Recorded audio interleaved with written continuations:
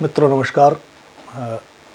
आज मैं आपको इतिहास के एक ऐसी नायक के बारे में जानकारी देने के लिए आपके साथ जुड़ा हूँ, जिसे ना सिर्फ अंग्रेज इतिहासकारों ने अपितु हिंदुत्व के बहुत बड़े पुरोधा विनायक दामोदर सावरकर ने मुसलमान होने के बावजूद उस व्यक्ति को प्रथम स्वतंत्रता संग्राम का महानायक सिद्ध करने की कोशिश की।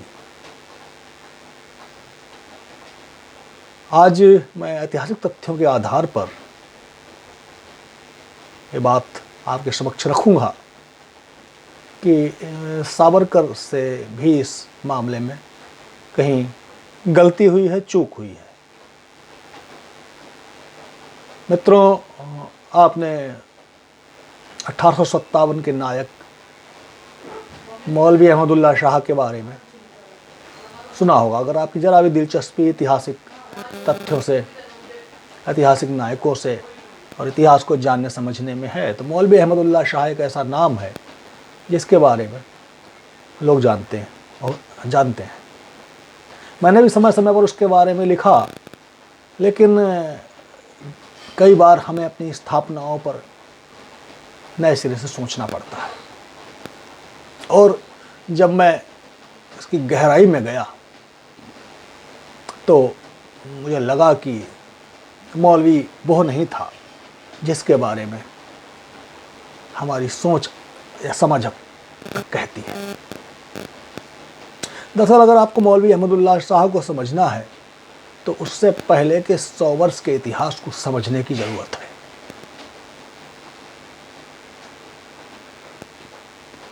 और उसके लिए मैं क्रमशः कई छोटे छोटे वीडियो के माध्यम से आपसे जुड़ूंगा।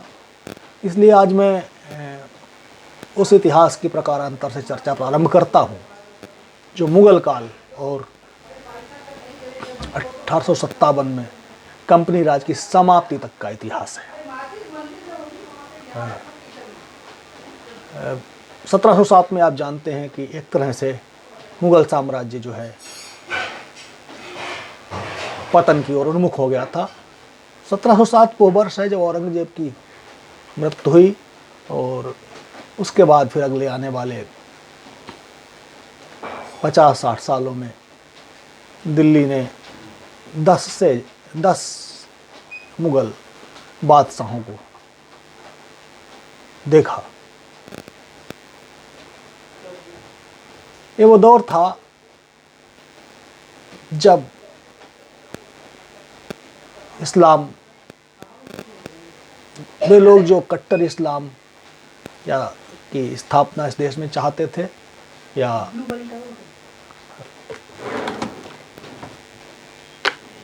इस्लाम को इस देश का मुकद्दर बनाना चाहते थे, उनकी सोच पर कहीं आघात लगा था। दारा सिकोह की हत्या और दिल्ली की गद्दी पर औरंगजेब के बैठने के बाद ये मान लिया गया था कि अब देश पूरी तरीके से दारुल इस्लाम बन जाएगा। लेकिन ऐसा करने की कोशिश में औरंगजेब भूल गया कि दिल्ली की गद्दी जिन पायों पर टिकी है उसमें राजा जसवंत सिंह और राजा जयसिंह जैसे बड़े हिंदू सेनापतियों, राजाओं का अहम योगदान है। मारवाड़ के राजा जसवंत सिंह से तो तभी बैर हो गया जब औरंगजेब को रोकने की कोशिश में राजा जसवंत सिंह और औरंगजेब के बीच में भयंकर लड़ाई हुई, भयंकर युद्ध हुआ और वहाँ राजा जसवंत सिंह घायल हुए और बहुत ही घायल अवस्था में वो वापस जो है मारवाड़ चले गए और मारवाड़ और औरंगजेब के बीच में एक तरीके से वहाँ से दुश्मनी की बुनियाद पड़ गई। जो पिछले 100 सालों से मधुर संबंध चले आ रहे थे वो जो है औरंगजेब के समय में लगभग समाप्त हो गए। अब एक जो बड़ा और राजघराना था मिर्जा राजा जयसिंह, वो भी औरंगजेब के दोहरे व्यवहार के कारण क्षुब्ध हो गए थे। छत्रपति शिवाजी महाराज को जब राजा जयसिंह दिल्ली लेकर के आए और उन्हें औरंगजेब ने धोखे से कैद कर लिया, तभी इस अलगाव की एक बुनियाद पड़ गई थी और राजपूतों का धीरे धीरे अलग होना ही अंततः औरंगजेब के पतन का कारण बना, जिसमें फिर उसने जो रवैया दमनकारी इस्लाम को फैलाने की कोशिश की और फिर लगातार वो संघर्ष में उलझा रहा। औरंगजेब के अगर लगभग 90 वर्ष के जीवन को हम बांटे तो उसने 45 वर्ष जो है की उम्र में दिल्ली की सत्ता पाई थी और बाकी 45 वर्ष उसने जो है लड़ते हुए बचे हुए भी गुजारे 90 वर्ष के जीवन में। 88-90 वर्ष का 88-89 वर्ष की उसकी आयु थी और 1707 में जब उसकी मृत्यु हो गई तो वो बहुत ही जो है उसने अपने कई जगह खुद अपने फतवा आलमगीरी में भी जिक्र है उसका कि औरंगजेब बहुत ही दुखी और हताश बादशाह के रूप में इस दुनिया से गया। लेकिन औरंगजेब की मृत्यु से जो सबसे बड़ा झटका लगा वो उस समय की इस्लामी ताकतों को लगा। कुछ वे लोग जिन्होंने दारा सिकोह की उदार नीति के खिलाफ औरंगजेब का साथ दिया था, वे लोग जो है बहुत हताश हुए और उन लोगों में से एक समझ बनी कि अब दोबारा एक नए इस्लामी वंश का दिल्ली की गद्दी पर बैठने का समय आ गया है। ये वो लोग थे जिन्होंने एक ही सपना देखा था कि इस पूरे हिंदुस्तान को दारुल इस्लाम बनाना है। ये वही सोच थी जिस पर औरंगजेब के दरबार का एक बड़ा अमीर, बड़ा मौलवी, बड़ा विद्वान निरंतर काम कर रहा था और वो था अबू रहीम। अब अबू रहीम को समझे बिना ना तो आप जो है बरेलवी मदरसे को समझ सकते हैं, ना देवबंदी मदरसे को समझ सकते हैं और ना उस कट्टर इस्लामिक सोच को समझ सकते हैं जो औरंगजेब के पतन के बाद जिसने अपना फन उठाया और निश्चित रूप से सोच कहीं पूरी दुनिया को एक इस्लामिक राष्ट्र बना देने में या पूरी दुनिया में इस्लाम फैला देने की सोच से प्रेरित थी। अभी अबू रहीम था कौन?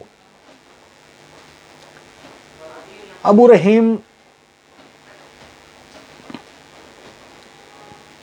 के बारे में जब हम पड़ताल करते हैं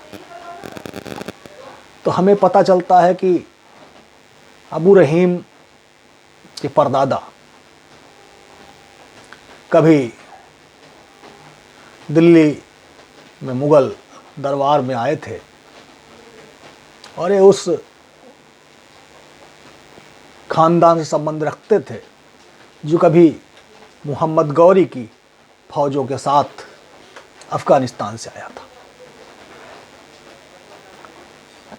कुछ पुरखे वहीं रोहतक के पास बस गए और फिर रोहतक से माइग्रेट होकर के वो मुजफ्फरनगर पहुंचे। मुजफ्फरनगर के फिलौत में उन्होंने अपना जो है ठिकाना बनाया और यहीं पर एक योद्धा था, जंगजू था, बहिजुद्दीन, उसे मुगल दरबार में मुगल बादशाह शाहजहां के समय में शाहजहां के दरबार में नौकरी मिल गई। बहिजुद्दीन के का बेटा था अब्दुल रहीम या अबू रहीम और उसने अपनी पूरी ताकत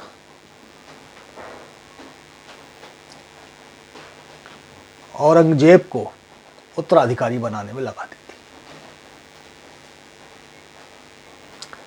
बहजुद्दीन की मौत के बाद उसकी जगह अबू रहीम ने ले ली थी और अबू रहीम ने दारा शिकोह के खिलाफ लड़ाई में बहुत महत्वपूर्ण योगदान दिया। और जो सबसे महत्वपूर्ण बात है कि जब औरंगजेब ने फतवाए आलमगीरी लिखने का मन बनाया तो उसकी पूरी की पूरी योजना इस अबू रहीम ने कार्यान्वित की। अबू रहीम ही वो शख्स था जिसने इराक और अरब से बहुत सारे आलिम बुलवाए। और फतवाए आलमगीरी कोई एक छोटी मोटी किताब नहीं है, जैसा कि प्रचारित किया जाता है कि औरंगजेब की आत्मकथा है, ऐसा नहीं है। करीब 6 खंडों में संकलित ग्रंथ है और ये संविधान है, ये वो इस्लामिक व्यवस्था का पूरा ढांचा है इसमें, जिसकी स्थापना ना सिर्फ हिंदुस्तान में बल्कि पूरी जो है दुनिया में किए जाने का सपना औरंगजेब के माध्यम से इस कट्टर इस्लामिक सोच रखने वाले अबू रहीम जैसे लोगों ने देखा था। तो इस फतवा आलमगीरी के तमाम लेखकों में से भी अबू रहीम था। औरंगजेब स्वयं कुछ नहीं लिखता था। औरंगजेब के विचारों को हदीस और कुरान की रोशनी में किस तरीके से पूरे देश में शरिया लागू किया जाए, पूरी दुनिया में शरिया लागू किया जाए, उसको के फतवों की शक्ल में, विचारों की शक्ल में और औरंगजेब के जीवन से जोड़ते हुए ये करने का काम अबू रहीम के नेतृत्व में और अबू रहीम की देख रेख में ये तमाम आलिम और मौलाना कर रहे थे। और उन सबका संकलन जो है फतवा आलमगीरी है। अब इतिहास में थोड़ा और आगे बढ़ते हैं। जब औरंगजेब की मृत्यु हुई, मुगल शासन का पतन शुरू हो गया,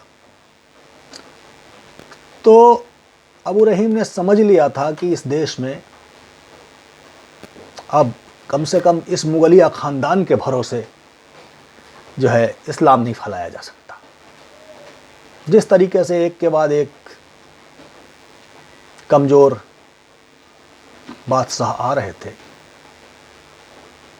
तो उसमें तय हो गया था कि अब कुछ नया करना पड़ेगा।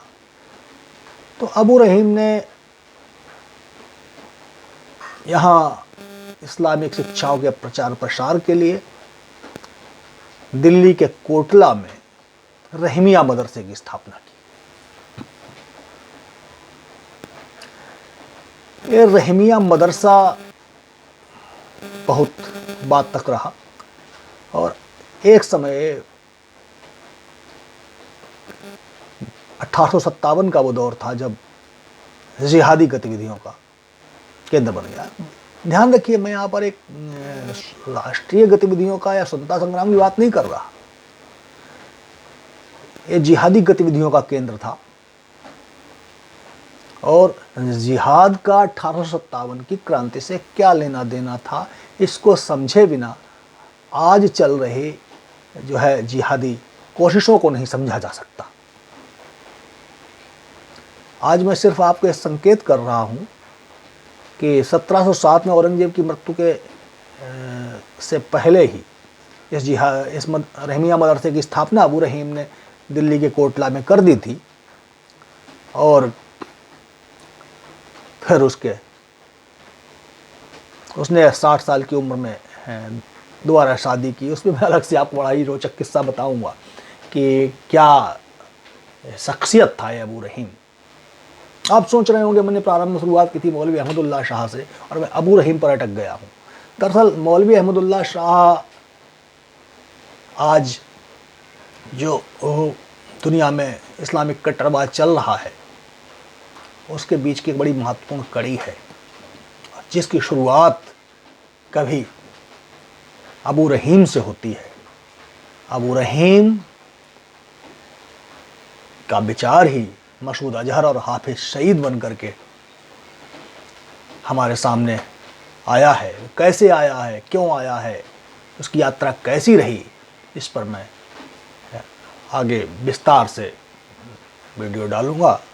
और उस वीडियो को डालने का आधार ये बनेगा कि इस आज की चर्चा का आपके द्वारा कितना स्वागत किया जाता है। मैं अरविंद पथिक अपनी तरह से आपको इतिहास के उन पृष्ठों से अवगत कराने की कोशिश कर रहा हूँ जो सामान्यतया कहीं दबा दिए गए हैं, छिपा दिए गए हैं, जिनके बारे में बहुत सारी सामग्री हमें नहीं मिलती। और अगर आप दुनिया का इतिहास उठाएंगे, विशेषकर पाकिस्तान के अगर आप इतिहास को टटोलें जो वहाँ लिखा जा रहा है, तो बहुत सारी चीज़ें आपको मिल जाएंगी। इसलिए आज मैं सिर्फ आपको एक संकेत दे करके कि मेरी कोशिश रहेगी प्रति सप्ताह आपको इन परतों को उधेड़ करके इतिहास के नंगे सच से रूबरू कराया जाए। आज हमने अबू रहीम की चर्चा की है। अगले वीडियो में मैं अबू रहीम के बारे में आपको विस्तार से बताऊंगा। फिर मैं उसके औलाद वलीउल्लाह के बारे में बताऊंगा। फिर मैं आपको सैयद अहमद बरेलवी के बारे में बताऊंगा। और फिर ये रास्ता जाएगी सर सैयद अहमद खां, अल्लामा इकबाल और मोहम्मद अली जिन्ना तक। और मोहम्मद अली जिन्ना उसी इस्लामिक सोच का एक विस्तार है जिसके बीज कभी अबू रहीम ने और साहब वलीउल्लाह ने बोए थे। बड़े ही दुख की बात है कि हिंदुस्तान का औसत पढ़ा लिखा व्यक्ति ना तो अबू रहीम के बारे में जानता है, ना वलीउल्लाह के बारे में जानता है, ना ही वो जिन्ना और सर सैयद और मोहम्मद इकबाल की उस विनाशकारी सोच के बारे में ज़्यादा कुछ जानता है जो कहीं पूरी दुनिया में इस्लाम के प्रचार प्रसार सक्रिय है। और मुझे बहुत दुख के साथ कहना पड़ता है कि उन्होंने 1947 में इस पवित्र भारत भूमि का विभाजन कर एक छोटा सा हिस्सा जो प्राप्त कर लिया है, वो इस्लाम की एक और विजय है। इस्लाम से किसी को दिक्कत नहीं होनी चाहिए, लेकिन इस्लामिक सोच से दिक्कत होना ज़रूरी है, क्योंकि ये देखना आवश्यक है कि इस सोच से स्वतंत्रता का कितना हनन होता है। उन बातों पर, उन विषयों पर भी कि इस्लाम किस तरीके से स्वतंत्रता के विरुद्ध है, स्वतंत्रता का दुश्मन है, पर भी हम क्रमशः चर्चा करेंगे। लेकिन आज सिर्फ मैंने आपको एक रूपरेखा बताई है जो मैं आने वाले समय में आप सबके साथ डिस्कस करने वाला हूँ, चर्चा करने वाला हूँ। तो आप सब जुड़ें, आपके कमेंट्स और लाइक्स मुझे बताएंगे कि मेरी बात में आपको कितना रस आ रहा है, आप कितना उत्सुक हैं, और आप ही सब तय करेंगे कि मैं कब इसके बारे में आपके साथ बातचीत करूं। जय हिंद, जय भारत, वंदे मातरम।